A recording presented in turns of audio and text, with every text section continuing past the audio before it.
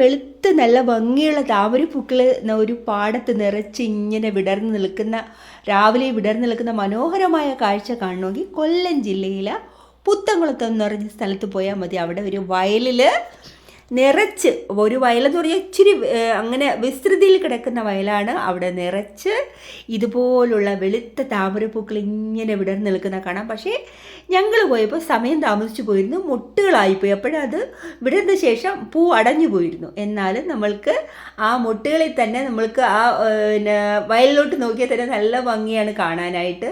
എന്നിട്ട് അവിടെ നിൽക്കുന്ന ഒരു ആൻറ്റി ഞങ്ങൾക്ക് ഇതുപോലെ അതിൻ്റെ മൊട്ടുകളെല്ലാം ഇരുത്ത് ഒരു താമര ഇലയിൽ തന്നെ നമ്മൾക്ക് കൊണ്ടു തന്നിരുന്നത്.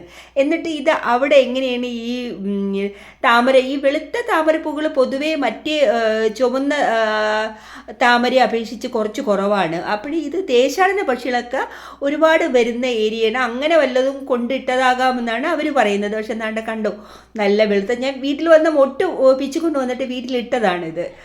എന്നിട്ട് നമുക്ക് കണ്ട് ഇതുപോലെ അവർ താമര ഇലയിൽ പൊതിഞ്ഞ് എനിക്ക് ഇത്രയും താമര മുട്ടുകൾ തന്നു. നല്ല നല്ല സ്നേഹമുള്ള ആൾക്കാരായിരുന്നു അവർ. അതുപോലെ നമ്മൾക്ക് തൈയും എടുത്ത് തന്നിരുന്നവർ ഞങ്ങൾക്ക് വീട്ടിൽ കൊണ്ടുവരാനായിട്ട്. കുറച്ച് ഒരു കവറിൽ അതിൻ്റെ ചെളിയും പിന്നെ ഒരു കവറിൽ നമ്മൾക്ക് അതിൻ്റെ തൈയും പുഴുതു തന്നിരുന്നു അവർ.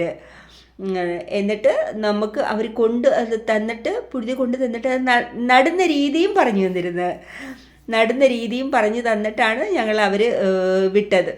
എന്തായിരുന്നാലും നമ്മൾ അവിടെ പോയതുകൊണ്ട് നമ്മൾക്ക് ഈ മനോഹരമായ കാഴ്ച കാണാനും നമ്മൾക്കൊരു വെളുത്ത ഒരു താമരത്തൈ കിട്ടാനും അവസരമുണ്ടായി.